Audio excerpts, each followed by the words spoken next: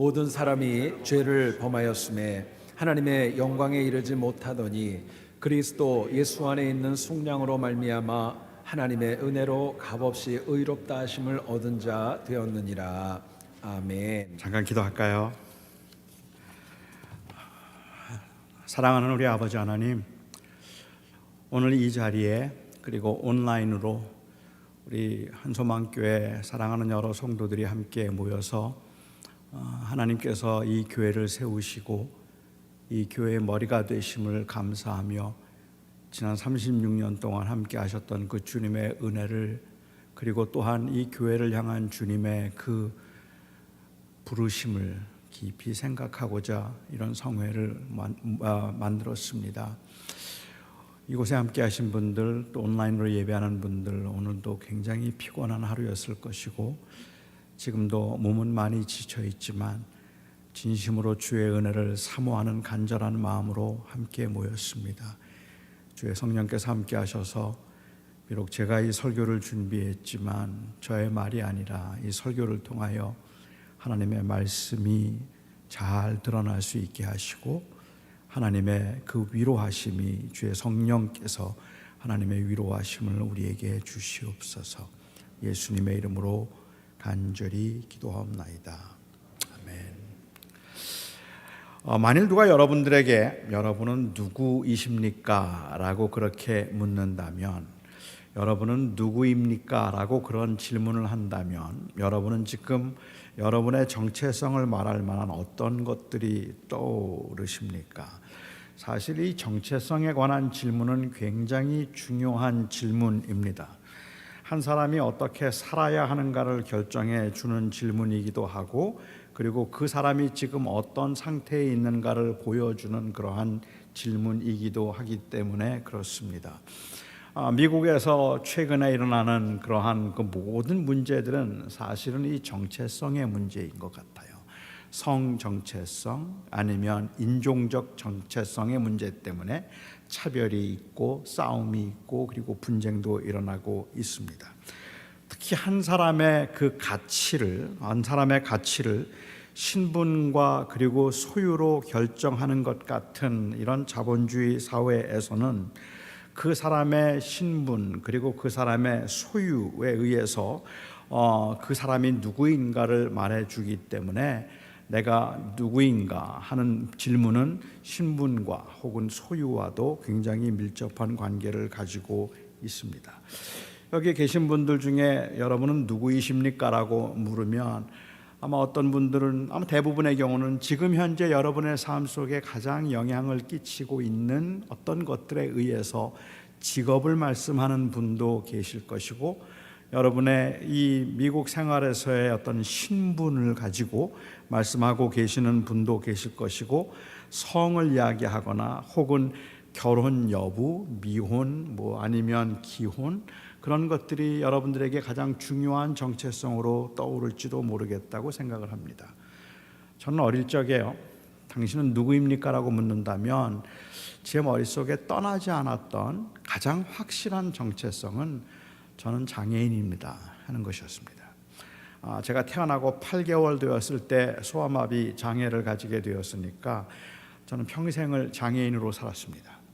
내가 대학교에서 무슨 공부를 해야 되나? 내가 앞으로 무엇을 해야 되나? 아니면 내가 주변에 있는 다른 사람들과 어떤 관계를 맺고 살아야 되나? 아니면 내가 어떻게 행동해야 하는가 하는 이 모든 것들을 결정하게 만드는 중요한 정체성이 바로 저는 장애인이다 하는 것이었습니다. 지금은 글쎄요, 여전히 장애의 불편을 가지고 있기는 하지만 나이가 이제 들고 나니까 거동이 불편하다는 것 자체가 저의 정체성에 그렇게 큰 의미를 부여하지는 않는 것 같고요.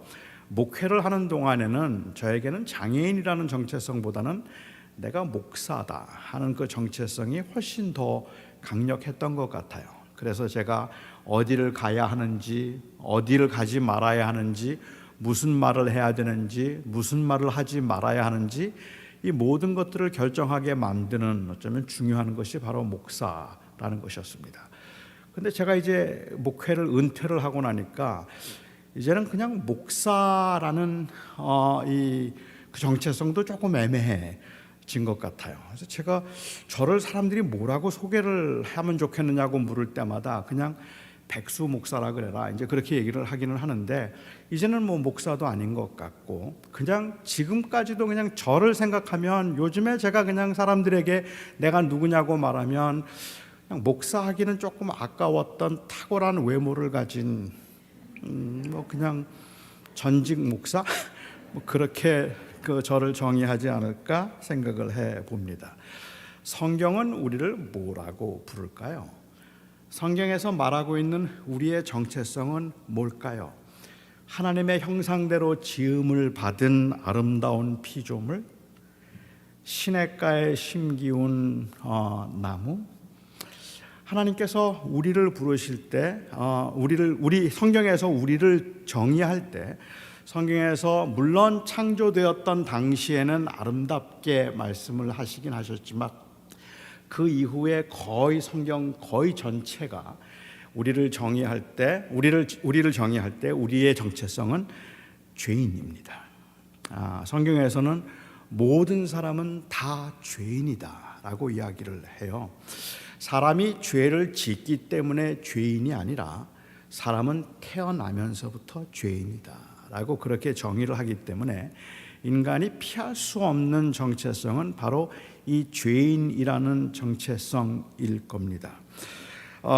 하지만 이 죄인이라는 말이, 그래서 우리는 전도를 하면서도 이 사실에 대한 인정이 굉장히 중요하다고 생각을 해서 우리는 전도를 하면서도 당신이 죄인인 것을 믿습니까? 라는 말부터 우리가 시작을 할 경우가 많은데, 저는 요즘에는 전도를 하면서 당신이 죄인인 것을 인정하십니까? 라는 말을 이제 더 이상은 하지 말아야 된다고 생각할 만큼 이 죄인이라는 말의 피상성이 저는 상당히 심각한 문제가 되었다고 생각해요.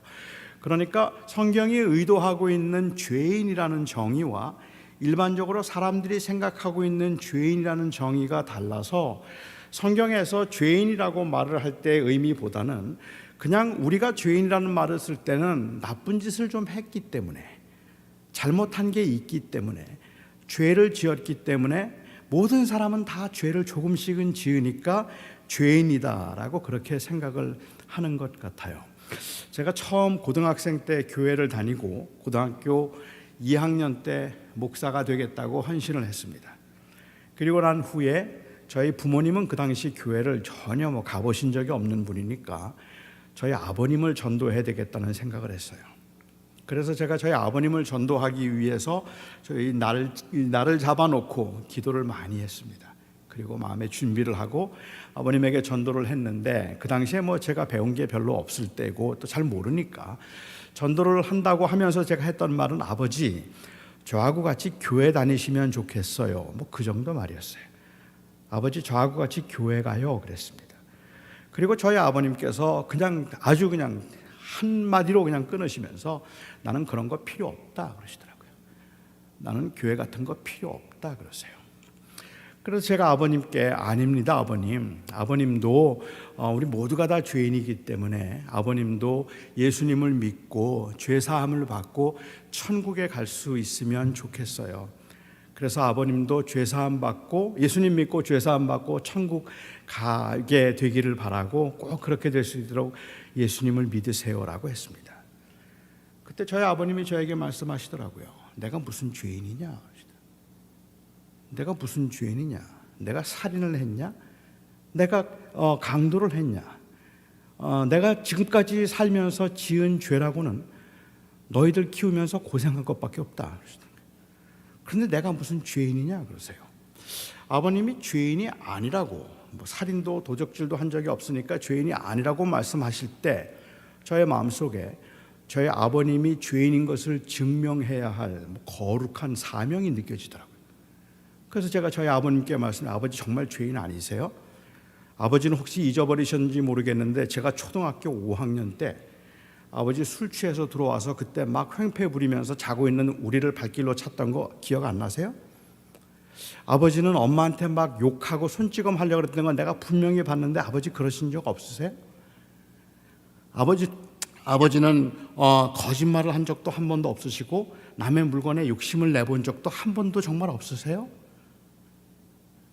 그리고 저는 그날 저희 아버님께 무지 맞았습니다. 세상에 이렇게 못된 아들이 어디 있어요? 아버지가 죄인인 걸 증명하기 위해서 초등학교 5학년 때 약주 드시고 했던 행동들을 기억해내고, 그리고는 저희 아버님이 얼마나 죄인인가를 말하기 위해서 옛날에 저희 아버님이 지었을 법한 죄들을 일일이 열거하고 있는 제 모습을 생각해보면, 지금 생각해도 세상에 이거는 무례한 자식이에요. 그러니 저희 아버님이 얼마나 화가 나셨겠습니까? 교회 가실 마음은 더 없었겠죠.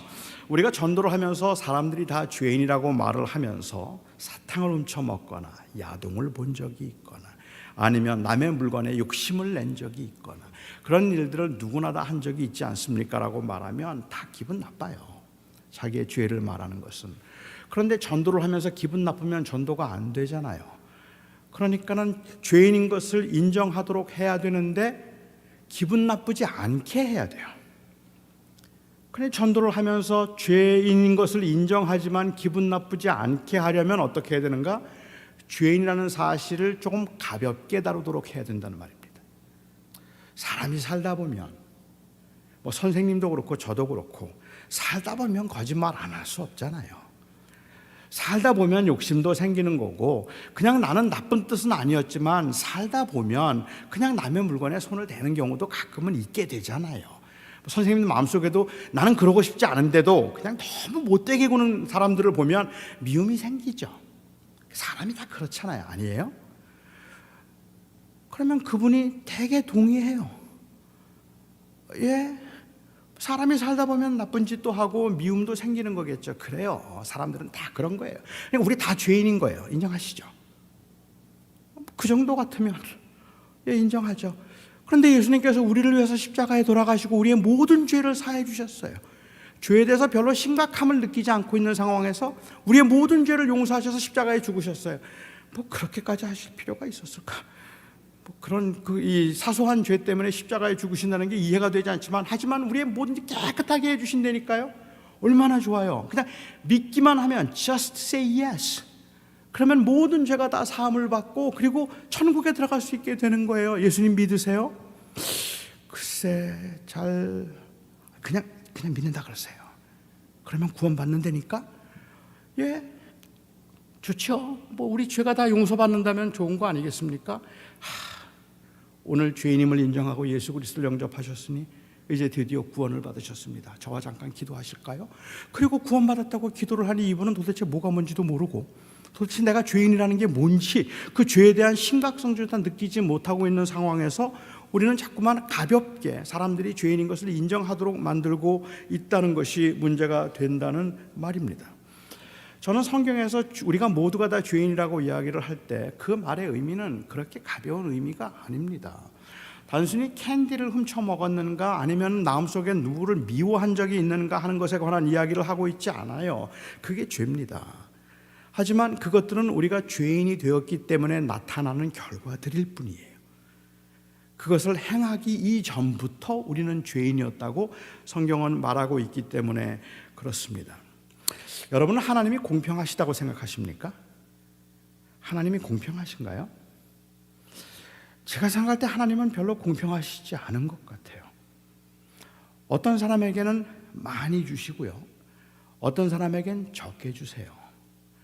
어떤 사람은 태어날 때부터 다 가지고 태어나는 금수저도 있는가 하면 태어날 때부터 아무것도 갖지 않고 태어난 흙수저도 있어요. 아주 오래전 이야기이긴 하지만 제가 뉴욕에 와서 한번 집회를 하는데 제 설교가 마치고 난 다음에 한 자매가 저를 찾아왔어요. 그리고는 저를 찾아와서 그래요. Pastor Rowe, I don't think God is fair. 하나님이 공평하시지 않다는 거예요.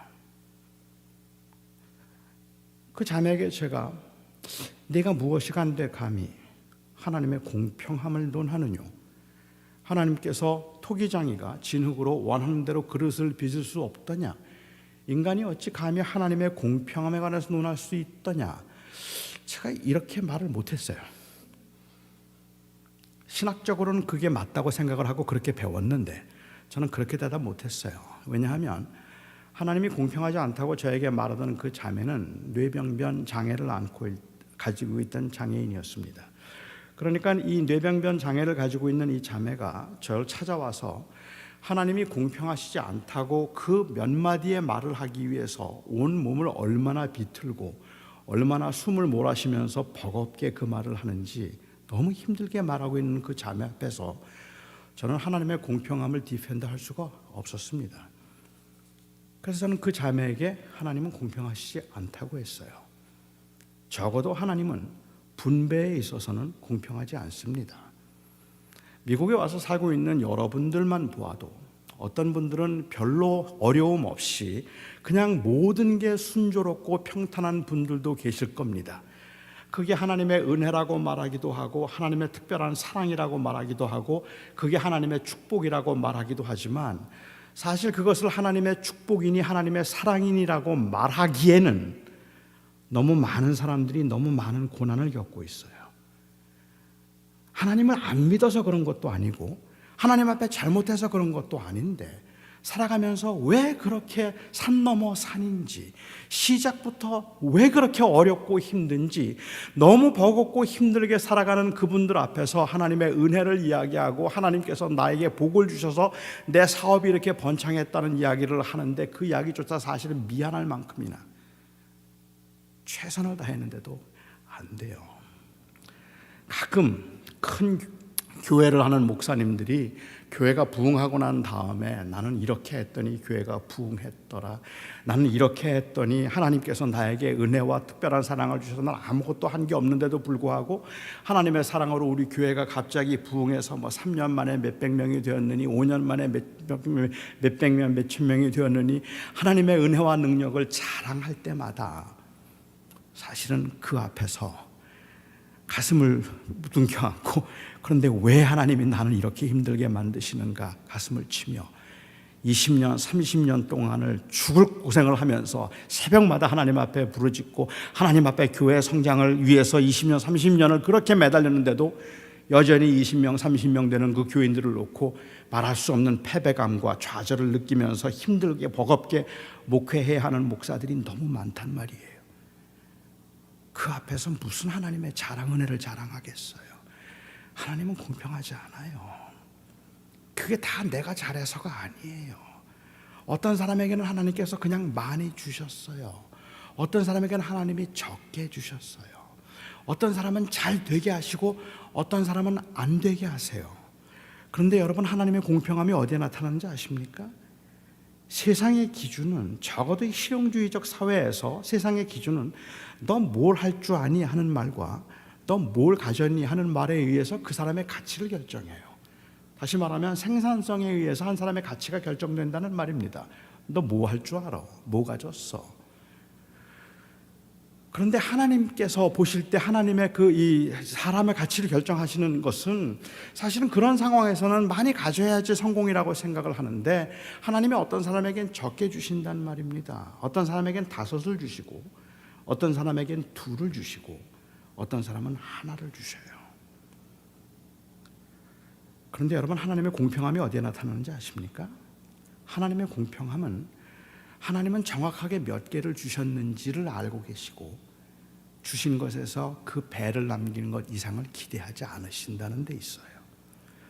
그러니까 하나님께서 많이 주셨다면 5개를 받은 사람이 3개를 남겨 8개를 갖고 2개 가진 사람이 죽도록 일해서 2개 남겨서 4개 가지면 반밖에 갖지 못했지만 하나님 앞에 충성된 종은 2개로 2를 남긴 사람이지 5으로 3를 남긴 사람이 아니란 말입니다. 그렇기 때문에 하나님의 공평함은 사실은 이 세상이 보는 관점하고는 좀 다른 관점이라고 말할 수 있을 것 같아요. 그래서 제가 그 자매에게 그렇게 얘기를 했어요. I think God has given you only quarter talent. 하나님께서 너한테는 1달란트도 안 주신 것 같네. 한 쿼터 탤런트 주신 것 같다. 그런데 하나님이 너에게 기대하시는 건 쿼터 탤런트로 5달란트를 이기라는 게 아니야. 쿼터 탤런트로 쿼터 탤런트를 남기면 돼. 비록 부족해도 그 부족한 가운데 열심히 살다 보면 하나님 앞에는 착하고 충성된 종이 되는 거지 그 쿼러를 가지고 5을 이기라고 하면 정말로 1달란트를 받은 사람이 했던 불평처럼 당신은 굳은 사람이라 심지 않은 데서 거두는 줄 알았기 때문에 내가 그냥 땅에 묻어뒀습니다. 하나 가지고 5 이기라는 줄 알았어요. 그 땅에 묻어뒀다 그랬거든요. 하지만 주님께서 기대하신 건 그런 게 아니죠. 세상이 말하고 있는 그 공평함과 하나님이 말씀하시는 공평은 다른데 이건 구원에도 적용이 되는 것 같아요. 어쩌면 이것도 인간이 가지고 있는 그 교만함에서부터 비롯된 것일지도 모르겠다고 생각하는데, 하나님이 구원을 하시는데요, 아주 착하게 살았는데도 하나님을 믿지 않은 사람은 지옥에 가고, 아주 악하게 살았음에도 마지막 순간에 하나님을 믿은 사람은 천국에 간다? 여러분, 이게 공평해 보이십니까? 나름대로 성실하고 착하게 살았는데, 그런데 그냥 예수님을 믿지 않았던 이유 때문에 그는 지옥에 가게 되고, 그리고 어떤 사람은 별로 그렇게 성실하게 살지도 않았고 버겁고 힘들게 사느라고, 정말로 악착같이 사느라고 때로는 거짓말도 하고 때로는 남의 물건에 손을 대기도 하면서 버겁게 살던 사람이 나중에 뉘우쳐서 예수를 구주로 영접한다고 고백하고 예수를 믿기만 하면 천국에 간다? 이런 하나님이 공평하시다고 생각하십니까? 그런데 저는 그 하나님의 은혜에서, 예수님께서 비유를 통해서도 여러 번 말씀하셨지만 하나님의 공평함을 말해야 된다고 생각해요. 이 말은 무슨 말인가 하면, 어떤 사람은 옷을 입고 있는데요, 비교적 덜 해진 옷을 입고 있는 거예요. 어떤 사람은 비교적 덜 해지고 그리고 덜 상한 옷을 입고 있고, 어떤 사람은 다 찢어지고 상한 옷을 입고 있는 거예요. 그런데 예수님께서 오셔서 하시는 말씀이 내 옷 벗으라예요. 그 옷 벗고 내가 주는 옷을 입으라. 예수 그리스도께서 우리의 이 그리스도의 의로 우리에게 옷을 입혀주신 겁니다. 무슨 옷을 입고 있든지 상관없이 그 옷을 벗어버리고 그리스도의 의의 옷을 입고 있는 거예요. 그 의의 옷, 아무 흠도 없는 의의 옷을 입을 때 하나님의 나라에 들어갈 수 있으니까, 그 의의 옷을 받아 입은 사람들은 그가 누구이든 간에 하나님의 은혜 앞에서 감격할 수밖에 없는 거잖아요. 하나님께서 이렇게 나를 사랑하셔서 나에게 이 의의 옷을 입혀주셨으니 너무 감사합니다. 그 옷 때문에 내가 지금 천국에 들어갈 수 있게 되었으니까. 그런데 사람들이 그 예수 그리스도의 의의 옷을 입고 난 다음에 무슨 이야기를 하는가 하면, 내가 이전에 입었던 그 옷, 저 사람이 입었던 옷보다 더 깨끗한데? 근데 똑같은 옷을 주신 건 너무 억울하지 않느냐고 말하고 있다는 말이에요. 마치 5시에 일하던 사람이나 아니면 아침 9시부터 일했던 사람이나 아침 6시부터 일했던 사람들이나 똑같은 일당을 주었을 때에 처음 일찍부터 나가서 일했던 사람들이 모든 사람에게 절실하게 필요했던 하루의 일당인 데나리온이 주어졌다는 사실로 인하여서 감사하기보다는 오히려 나는 더 많이 했는데 왜 나는 조금 주십니까? 라고 말했던 그 사람과 같은 심정이란 말이에요. 하나님의 공평함은 인간이 전혀 아무것도 할 수 없는 상황에서 하나님께서 그 절망적인 인간에게 소망을 주시고 구원을 주신 일이라고 하면, 내가 얼마나 잘 살았든 내가 얼마나 괜찮게 살았든 간에 결국은 그것은 놀라운 은혜일 뿐입니다. 이것이 바로 성경이 우리가 죄인이라고 말할 때 하는 말입니다. 성경이 우리에게 죄인이라고 말할 때 그 말의 의미는 단순히 결과적으로 나쁜 짓을 좀 했다는 것에 대한 이야기를 하고 있는 것이 아니라, 죄의 결국으로 인간에게 임한 그 비참함을 이야기하고 있는 겁니다. 그러니까 성경이 죄인이라고 말하면 이 말의 의미는 It doesn't matter what college you went to, It doesn't matter how much you make a year. 여러분이 1년에 얼마나 돈을 벌든지, 여러분이 얼마나 큰 집에 살든지, 여러분이 얼마나 좋은 대학을 나왔든지, 여러분의 자녀들이 얼마나 성공하고 잘 되었든지, 여러분의 인생은 소망이 없어요. 그게 성경이 말하는 죄인이란 말이에요. 가난하게 살아서만이 아니라, 그냥 힘들고 버겁게 살아서만이 아니라, 이 땅에서 제법 성공했다고 말하는 사람들도 모든 사람들이 부러워할 만한 그러한 성공을 이루고 성취를 이루고 그래서 많은 것들을 풍요롭게 누리며 사는 사람이라 할지라도 성경이 당신은 죄인입니다라고 말하면 그 말의 의미는 You are doomed. 여러분에게 소망이 없습니다. 그 뜻이에요. 그게 모든 사람이 죄인이라는 말이에요. 그러니까 성경이 선생님은 죄인입니다, 이 말의 의미는 선생님 아무리 열심히 살아도 소망이 없습니다, 그 말이에요. 그래서 그 죄인이, 한 사람이 죄인됨을 증명해주는 성경이 말하고 있는 증거는 나쁜 짓을 했느냐가 아니에요. 모든 사람들 앞에 죄의 증거가 뭘까요? 죄인임을 증거하고 보여주는 것은 죽음이에요. 로마서는 계속해서 그 이야기를 하죠. 그래서 모든 사람들에게 죽음이 임했어요. 사실 사람들은 죽음의 문제를 체념했기 때문에, 사람들은 어차피 다 죽는 거니까, 어차피 죽는 거라면 뭐 그냥 사는 동안에 나름대로 열심히 살다가 마음껏 누리며 살다가 실컷 먹고 실컷 즐기고 살다가 죽으면 똑같이 죽는 거라면 그게 더 낫지. 이것은 사람은 어차피 죽는 건데 다시 살 수 없다는 체념에서 비롯된 인생관이잖아요. 해석하게도 예수 믿는 사람들도 이렇게 생각하더라고요. 어차피 사람 사는 동안에 그냥 즐기며 누리며 사는 거 말고 인생 별거 있겠어? 그러니까 죽음 앞에서 이 죽음의 문제는 해결할 수 없는 거야. 그러니까 모든 인간은 다 죽게 되어 있는 거고, 그렇게 다 죽는 거라면, 그렇다면 정직한 삶은 그것은 허무주의적 쾌락주의거나 아니면 허무적 염세주의거나, 왜 이렇게 힘들게 살까? 그냥 대충 살다 가지. 아니면 짧은 인생인데 마음껏 즐기다 한번 하고 싶은 거 다 해보고 사는 거, 죽는 거지 뭐. 그건 죽음의 문제가 해결되지 않았을 때예요. 그것이 모든 인간의 상태예요. 모든 사람이 죄를 범하였다고 이야기를 할 때는 인간은 그 죽음 앞에서 무력해진다는 뜻이잖아요. 아무 소망이 없는 거예요. 그리고 그 인간들을 아무 소망이 없는 상태에서 다시 살 수만 있다면, 다시 살아나서 생명을 가질 수만 있다면, 이 세상에 무엇을 누리든 간에 그것과 비교할 수 없는 이 엄청난 은혜가 된다는 말입니다. 그러면 인간이 어쩌다가 이렇게까지 되었을까? 우리가 좀 살펴볼 필요가 있을 것 같아요. 아마 이것을 보기 위해서는 창세기로 가봐야 되겠죠. 창세기에 가면 아담과 하와가 범죄한 장면이 나오는데, 하나님께서 아담과 하와를 만드셔서 동산에 살게 하시고 난 다음에 그 다음에 하나님께서 그들과 언약을 맺으셨습니다. 그 언약이 바로 선악과입니다.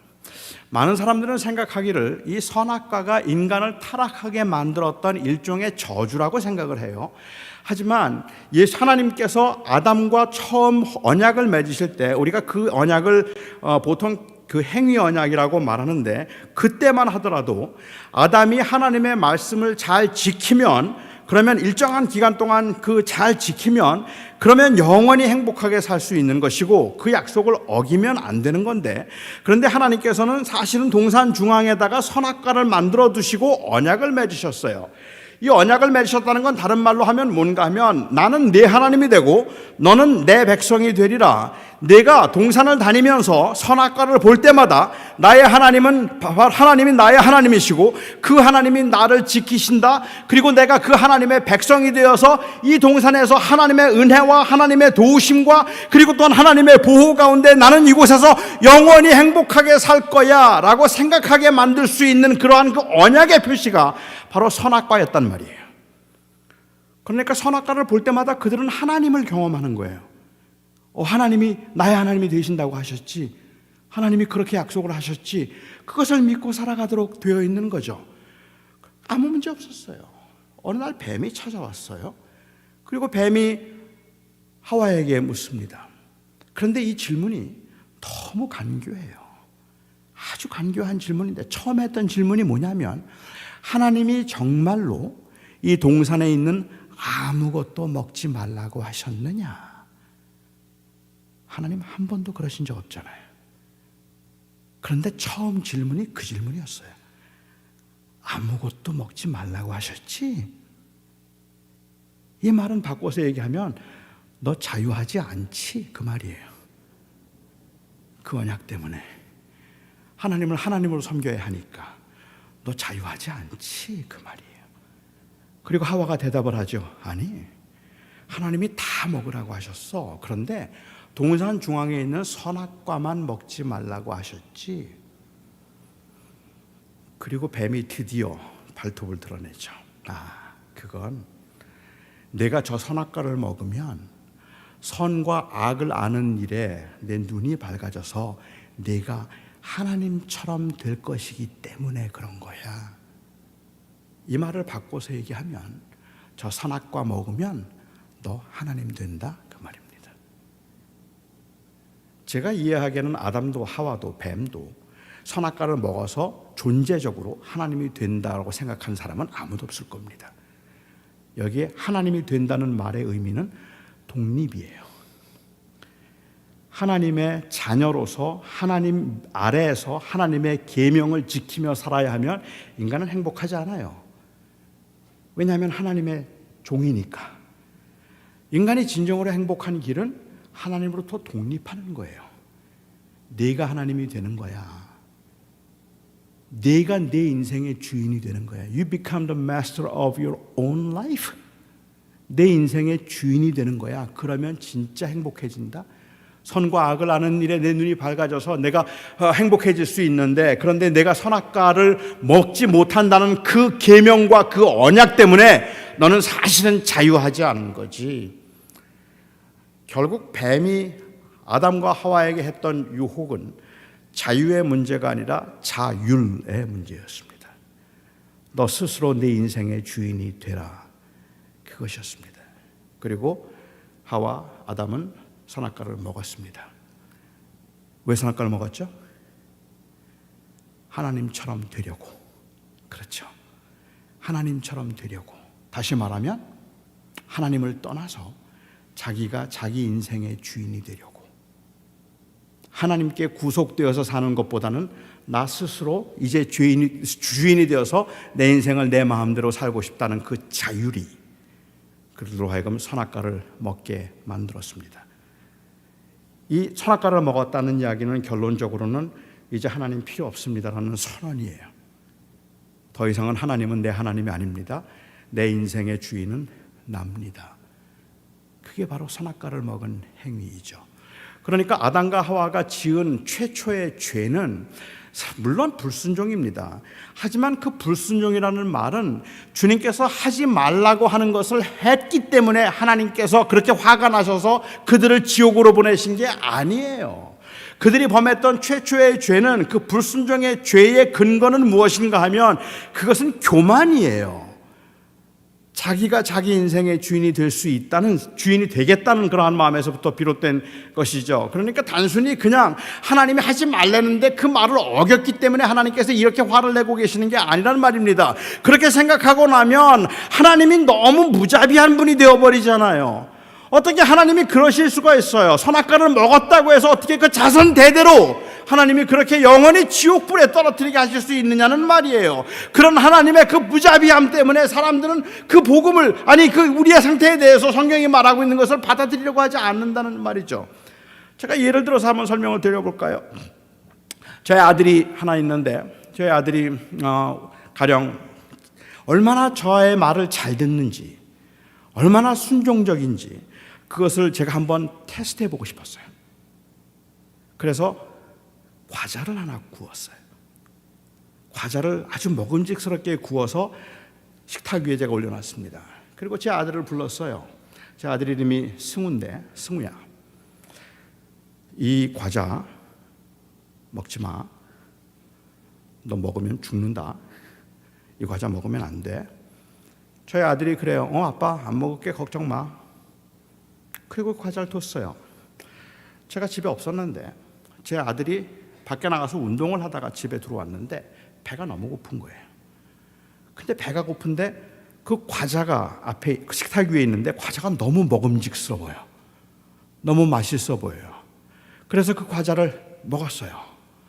무슨 마음으로 먹었을까요? 설마 이것 가지고 내가 배가 고프니까 아빠는 나를 사랑하니까 이해하실 거야, 그 정도 생각이었을까요?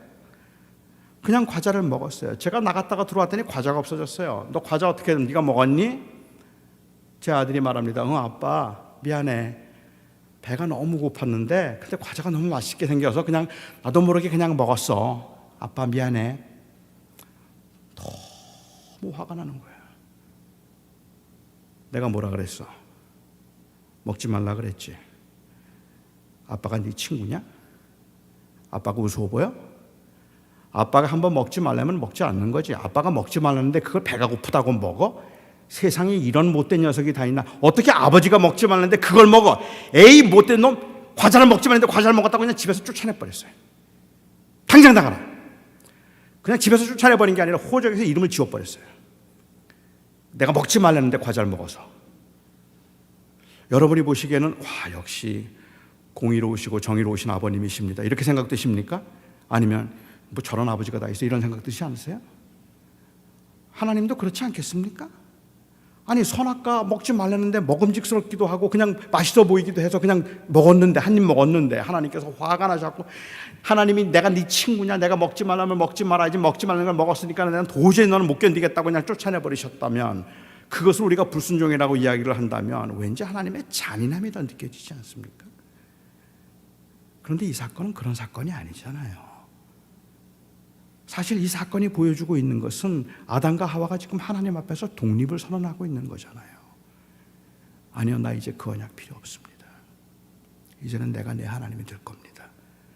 그리고 하나님은 그들을 내보내셨습니다, 원하는 대로. 그리고 인생의 비극이 시작되었어요. 인간은 하나님을 떠나서 태어나면서부터 스스로 인생의 주인이 되어서 어떻게 하면 나를 행복하게 할 수 있을까? 어떻게 하면 내가 조금 더 만족된 삶을 살 수 있을까? 어떻게 하면 내가 정말로 잘 살 수 있을까? 노력을 하면서 열심히 일해요. 열심히 공부해요. 돈 많이 모아요. 조금만 더 행복할 수 있을까 싶어서, 내가 가능하면 좀 더 오래 살면 좋겠다고 생각해서 운동도 열심히 하고, 그리고 치료도 많이 받고, 정말로 성실하게 열심히 살아가요. 몸부림을 치면서 살아요. 버겁게. 왜? 내가 내 인생의 주인인데 내가 행복해야 되니까. 그런데 아무리 애를 써도 소용이 없어요. 죽음 앞에서 그냥 다 무너져 버려요. 죽음 앞에 서면 모든 게 다 무너져 버리는 거예요. 인간은 스스로 자율적으로 자기가 신이 되어서, 자기가 주인이 되어서 인생의 행복을 추구하고 있기는 하지만, 행복을 찾기 위해서 돈도 벌고 신분도 상승시키려고 하고 좋은 직업을 갖기도 하려고 하고, 안 되면 하다 못해서 우리 아이들이라도 성공시켜야 되겠다는 생각을 하기는 하지만, 그런데 인생은 you're doomed. 소망이 없어요. 그게 우리예요. 이런 우리들에게 새로운 소망, 희망을 주기 위해서 예수 그리스도께서 오셨단 말이에요. 예수님이 오심으로 하신 일은 인간 스스로 자기가 자기 인생의 주인이 되어서 행복을 찾아가려고 하지만 결국은 절망할 수밖에 없는 그 인간들에게 다시 하나님의 자녀가 되는 권세를 주시는 거죠. 다시 하나님의 자녀가 될 수 있도록 그 권세를 회복하심으로 하나님의 아들이 되고 하나님의 딸이 되어서 하나님과 함께 하나님을 하나님으로 섬기며 영원히 살게 하시는 겁니다. 천국 가면 내가 주인이 되는 게 아니잖아요. 그 주인 되시는 예수 그리스도, 우리 하나님을 영원히 섬기게 만드신 겁니다. 이것이 회복이죠. 그러기 위해서 그리스도께서 우리를 위해서 십자가에 죽으심으로 우리 모든 사람들, 누구든지 그를 믿는 자에게 그리스도의 의를 옷 입혀서 그로 하여금 하나님의 자녀가 되게 하신 것. 결국은 복음의 문제는 누가 궁극적으로 인생의 주인인가 하는 문제입니다. 내가 내 인생의 주인인가? 아니면 이제는 하나님이 다시 내 인생의 주인이 되시는가? 그냥 예수 믿는다는 고백과, 그리고 또한 그 형식적이긴 하지만 그냥 동의함으로 인하여서 천국에 들어가게 되는, 천국 가는 입장권을 하나 받고 여전히 내가 주인이 되어서 이 땅에 살면서도 기도를 통해서도 그 하나님이 내가 원하는 것들을 다 채워주셔야 하는 분인 것처럼 살아가는 게 아니라, 내가 내 원하는 것들을 내 마음대로 내 힘을 다하여서 채우려고 했지만 아무리 그래도 인생은 결국은 절망이기에 이제는 다시 하나님을 내 아버지로 섬기고 내가 다시 그 앞에 하나님의 자녀로 살기를 원합니다. 그렇게 원한다고 누구나 갈 수 있는 게 아니니까 그렇게 원하는 사람들이 그 아버지 앞에 올 수 있도록 길을 여시고 그를 믿는 자에게 하나님의 자녀가 되게 하는 권세를 주신, 이게 바로 복음이라는 말입니다. 뉴저지에도 그런 경우들이 있는지 모르겠습니다만은 LA에서는 제가 여러 번 봤고 한국에서는 자주 보았는데, 예수천당 불신지옥 전도하는 여러분도 LA, 뉴저지도 계신가요? 한인 마켓 앞에서 확성기라는 마이크를 들고 예수 천당 불신 지옥을 외치는 분들입니다. 저는 예수 천당 불신 지옥을 그렇게 전도하는 것에 대해서 사실은 저는 크게 거부감은 없습니다. 저렇게 전도한다고 누가 들을까? 왜 저렇게 시끄럽게 전도를 하지? 뭐 그런 생각도 사실 저에게 들지는 않아요. 왜냐하면 현대인들의 경우는요, 저렇게 전도한다고 누가 믿을까? 그게 될까? 라는 이 질문이 굉장히 중요한 질문이에요. 그러니까는 교회에서 사역을 하든 아니면 삶을 살아가든 간에 바로 이 프라그마틱한 질문들이 중요한 질문에 대해서 그게 돼? 얘기를 해요. 그런데 제가 생각할 때 믿는 사람들에게는 그게 되느냐는 질문보다 훨씬 더 중요한 질문이 그게 옳은가예요. 옳은 일이면 안 돼도 하는 거예요. 기도한다고 뭐가 변해요? 안 변할걸? 그래도 기도 안 할 수 있을까? 전도한다고 누가 믿어요? 안 믿을지도 몰라요. 수만 장의 전도지를 뿌려도 한 명도 안 돌아올지도 몰라요. 하지만 영혼에 대한 갈급한 마음을 가지고 수만 명의 전도지를 돌리겠다고 이야기를 한다면 저는 그 자체를 비판할 수 없단 말입니다. 제가 말씀드린 건 효율성 중요하죠. 하지만 그것보다 우선되어야 되는 것은 그 일이 옳은가 하는 것이에요. 우리는 되는 일을 하는 사람들이 아니라 옳은 일을 하는 사람들이란 말입니다. 우리는 그냥 뭐가 되면 그거 하는 사람들이 아니라 안 되는 것 같아도 우리는 끝까지 하는 이유 중에 하나는 언젠간 되기 때문만도 아니에요. 그게 하나님이 기뻐하시는 일이기 때문에 하는 거예요. 그러니까 전도에 대한 그 확신이 있어서 전도를 한다면 저는 비판할 마음 전혀 없어요. 하지만 예수 천당 불신 지옥을 외치는 그 모습을 보면 제 마음속에 섬찟 불안한 마음이 들 때가 있어요. 그 불안한 마음은 혹시 복음을 사람들이 잘못 오해할까 봐 오는 불안함이에요. 예수 천당 불신 지옥은 마치 예수를 믿으면 천국 가고 예수 안 믿으면 지옥 간다고 말하는 것 같기 때문에 그래요. 그런데 정말 그렇습니까? 예수 믿으면 천국 가고 예수 안 믿어서 지옥 가는 건가요? 저는 그렇다고 생각하지 않아요. 예수를 안 믿었기 때문에 지옥에 가게 되는 것이지만 예수를 안 믿는 것이 지옥 가게 만드는 우선적인 원인이 아니란 말입니다. 그 사람을 지옥 가게 만든 건 그 사람이 지옥 가게 되는 것은 그 사람이 예수를 단순히 그냥 안 믿었기 때문에 하나님께서 지옥에 보내시는 게 아니에요. 인간은 태어나면서부터 불행한 거예요. 괜찮고 행복했는데 믿지 않았기 때문에 지옥에 가게 되는 것이 아니라 인간은 처음부터 그렇게 인생은 불행하게 만들어졌단 말이에요. 인간의 상태가 그렇단 말이에요. 안 그런 것처럼 살고 있지만 인간은 궁극적으로 불행하단 말이에요. 그런 그 인간들에게 살 길이 열린 거예요. 그것을 거절함으로 지옥에 가더라도 그것은 거절했기 때문에 하나님이 지옥에 보내신 게 아니란 말입니다. 제가 좀 더 설명이 이해가 좀 될 수 있도록 한번 예를 들어서 말씀을 드려볼까요? 어떤 분이 불치의 병에 걸렸다고 한번 가정해 보죠. 불치의 병입니다. 더 이상 나을 수 없는, 아무도 고칠 수 없는 병이었다고 한번 가정해 보겠습니다. 불치의 병에 걸렸습니다. 아무 소망이 없는데 한 사람이 찾아왔어요. 그리고는 말해요. 지금 NIH에서 아직 임상이 끝나진 않았지만 이 약을 먹으면 삽니다. 그 약은 진짜로 살릴 수 있는 약이었어요. 이 약을 먹으면 삽니다. 이 약을 드세요. 그런데 이분이 안 믿어지더라고요. 그래서 끝까지 안 먹었어요. 끝까지 약을 안 먹다가 결국은 죽었어요. 그러면 그분이 약을 안 먹어서 죽었다는 말은 일정 부분 맞는 말입니다. 하지만 그를 죽게 만든 원인은 약을 안 먹은 게 아니에요. 그를 죽게 만든 원인은 뭐죠? 병이에요. 그는 그 병 때문에 지금 죽어가고 있었어요. 그런데 그를 살릴 수 있는 길이 있었어요.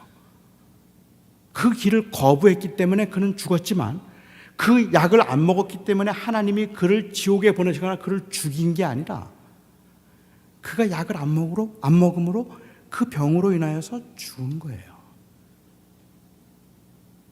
그 차이가 이해가 되시나요? 그러니까 예수를 안 믿어서 하나님이 지옥에 보내신 게 아니라 인간은 하나님을 처음부터 거절했기 때문에 태어나서부터 그 상태가 절망적인 상태였는데 사람들은 속고 살았단 말이에요. 병이 있는데도 불구하고 건강한 것 같으니까 거동이 활동이 되니까 생활을 할 수가 있으니까 나 병이 안 걸렸다 생각하고 설마 그 병이 나를 죽일까 생각한 거겠죠. 많은 사람들이 괜찮다고 생각해요.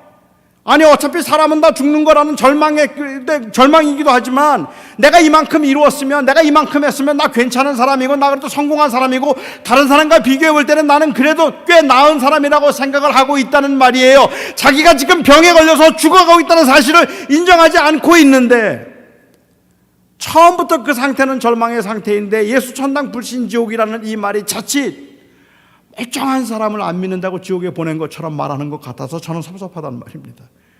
그 뜻이 아니에요. 저는 여러분들에게도 오늘 강력하게 도전하고 싶은 겁니다. 주변에 있는 사람들과 비교해 볼 때는 하나님이 공평하지 않다고 느끼는 것이 오히려 자랑으로 여길 만큼이나 여러분 괜찮을지도 몰라요. 남들보다 잘 나가는 사람들이 있을 거예요. 여기에도요.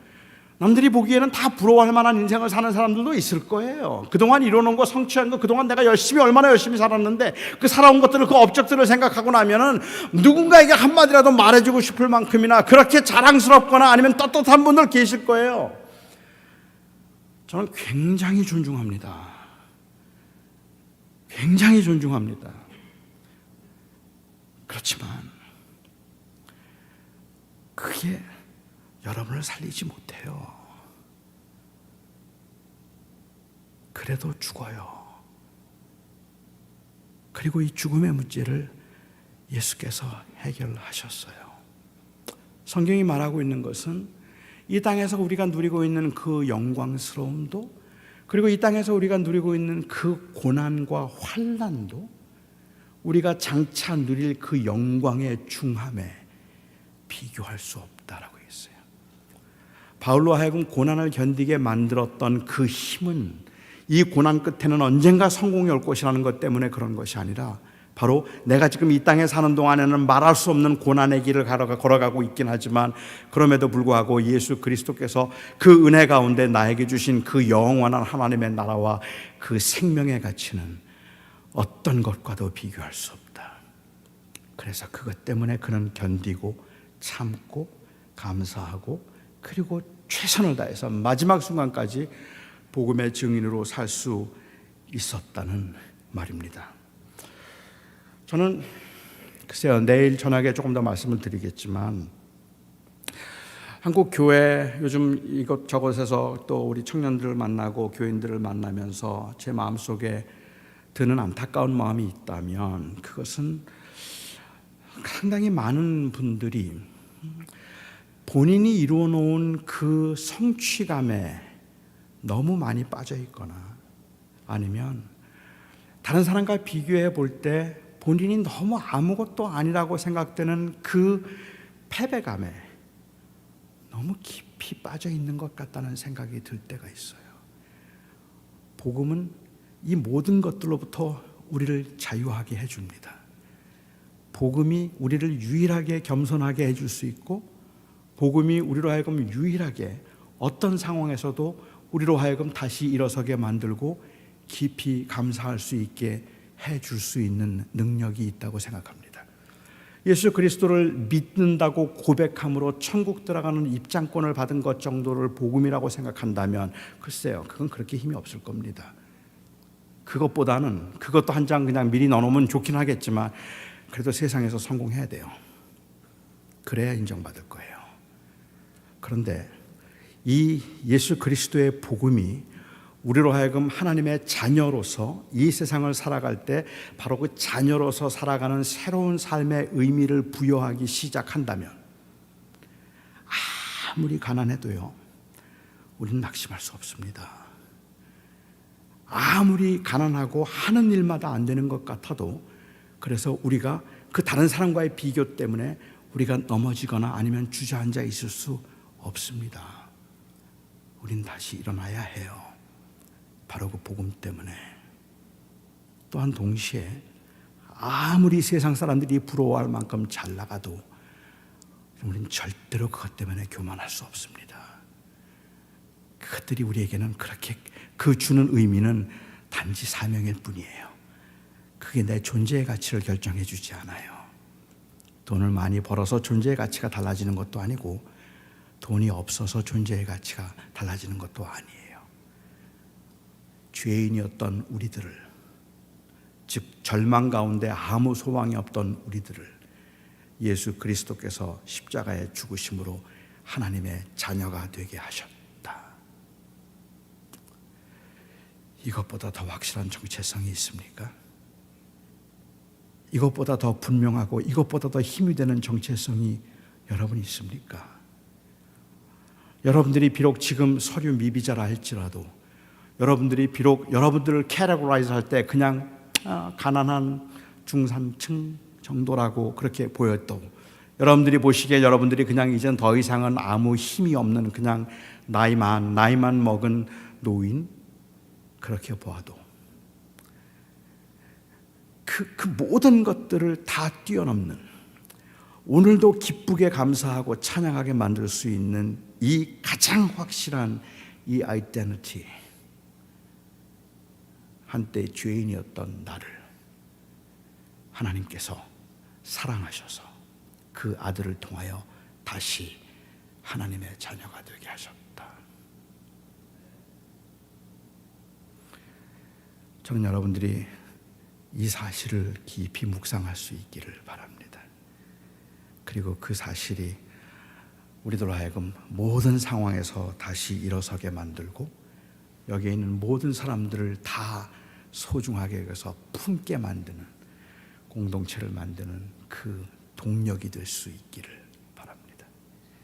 어려운 사람들을 도와줘야 되는 이유도, 우리의 부함을 자랑하지 말아야 되는 이유도, 가난함 가운데 낙심하지 말아야 되는 이유도, 비록 평생을 장애를 가지고 살아야 되지만 남들이 보기에는 그냥 의존해서 사는 것보다는 차라리 그냥 일찍 가는 게 낫겠다고 생각할 만큼 아무런 기력이 없는 것 같은 노인이고 장애인이라 할지라도 마지막 호흡까지 그 삶이 의미가 있는 이유가 있다면 그 삶이 바로 하나님의 자녀된 사람의 삶이기 때문입니다. 기도하겠습니다. 저는 이 시간에 여러분들이 한번 잠깐 기도하는 시간을 좀 가졌으면 좋겠습니다. 성경은 모든 사람이 죄를 범하였음에 하나님의 영광에 이르지 못하였다라고 말합니다.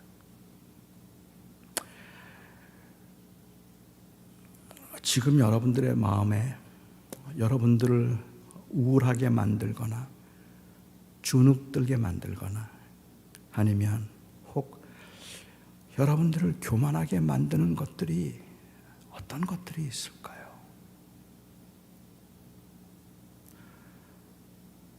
오늘 예수님께서는 여러분들에게 말씀하십니다.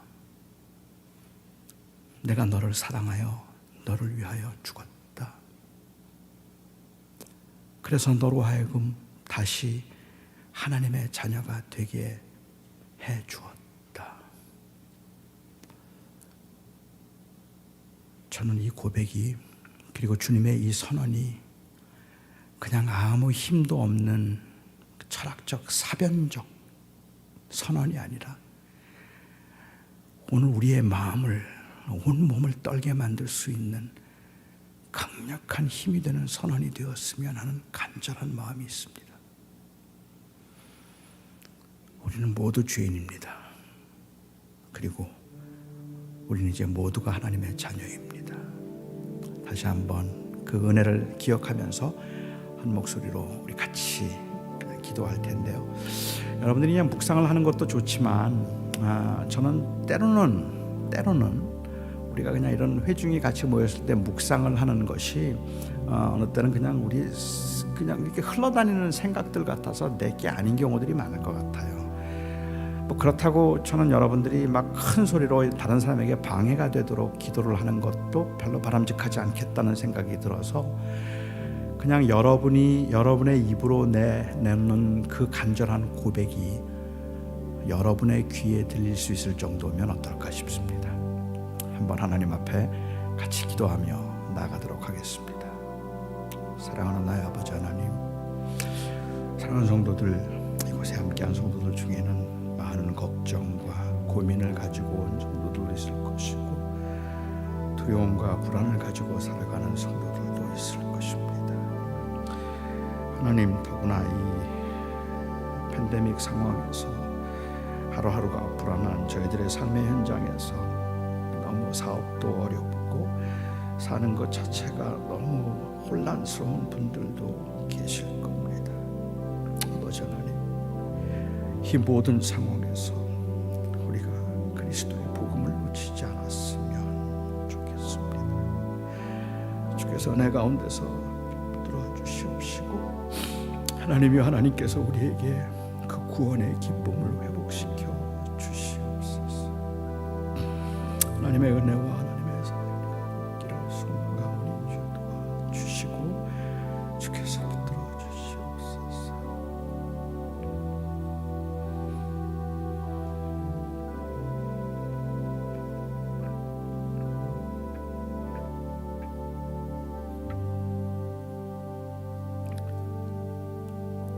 사랑하는 나의 아버지 하나님, 이 자리에 함께 하신 그리고 온라인으로 함께 예배하는 우리 사랑하는 성도들 중에는 오늘도 굉장히 무거운 마음으로 이곳에 온 분들도 계실 겁니다. 특별히 생각보다 길어지는 이 팬데믹 상황에서 경제적으로도 정서적으로도 그리고 또 육체적으로도 많이 피곤하고 많이 지쳐서 모든 게 혼란스러운 분들도 많이 계실 것이고 엄청 두려움과 그리고 불안함을 가지고 하루하루를 지내야 되는 분들도 계실 겁니다. 그럼에도 주님, 우리는 이 모든 열악한 환경 가운데 우리에게 주신 예수 그리스도의 그 복음의 은혜를 우리가 다시 한번 깊이 묵상함으로 다시 일어설 수 있기를 소망합니다. 주님, 우리 안에 구원의 기쁨을 회복시켜 주시옵소서. 우리가 하나님의 자녀 되었다는 이 놀라운 하나님의 선언이 우리의 마음을 다시 자유케 하고 새롭게 하는 성령의 역사가 우리 모두의 마음에 있게 하여 주시옵소서.